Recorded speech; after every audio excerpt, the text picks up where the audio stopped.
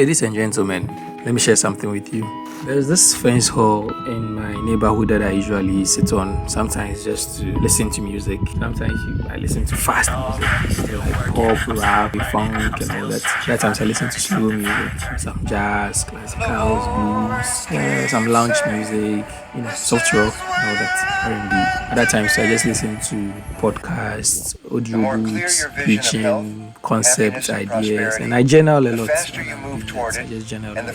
And I noticed that you see these scrap dealers that usually move in the neighborhoods and then they collect scrap metals. I'm sure you may have seen some, even on your neighborhood, maybe along the streets. So sometimes when they are passing by, they just greet good morning. There's this mountain in my hood, so I noticed that they'll push their cart. They have this carts that they use to go collect their stuff in. Some of them have 4 tires, like the way the truck, I'll call truck in Ghana here.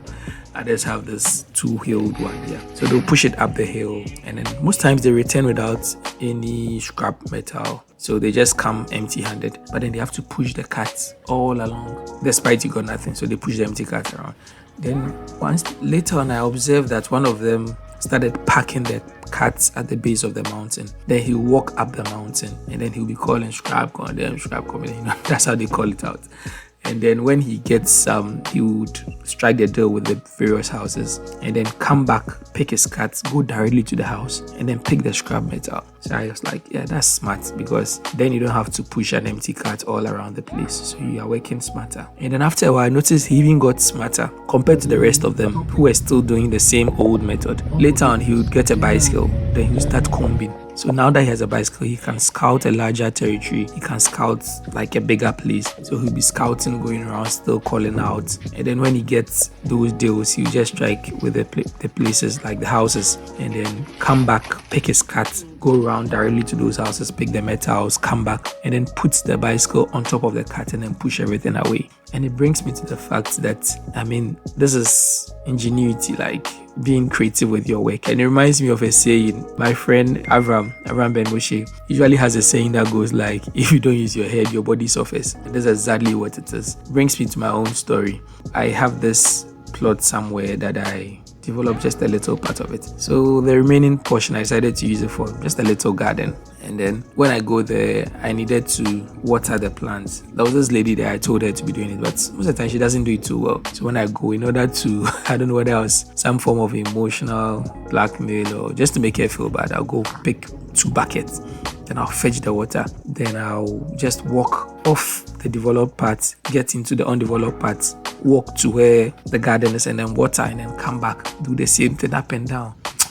Actually, that work isn't easy. My back ache, my hands hurt, I'm sweating, I'm panting, I'm tired. Then later I was like, what kind of donkey job is this? This is me not using my head, so my body of course has got to suffer. So later I took an A4, I just drew a plan, just did a little sketch, then I called the plumber. I was like, okay, so this is the compound. You have a tap in front of the compound.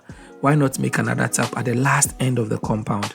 And then we'll get a water hose, which already had this long water hose. So we'll connect the water hose and then we'll extend it from the last end of the compound, the developed parts, to the undeveloped parts. And life was so easy. Jeez. Now within minutes, I just take the water hose and then it's like a jolly ride. I just finish watering everything.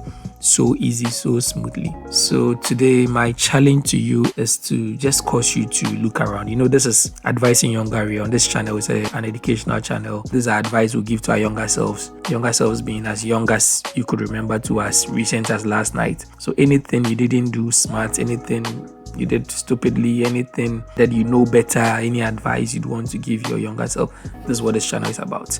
So I just want to challenge you to take a look at your activities, take a look at your errand, your schedule, take a look at everything you do. Sometimes you've done something so long that's become a routine, but then just question the processes, question the steps you take. Is it necessary? Can you leverage technology? Can you employ some kind of mechanism to make it better? Can you outsource some?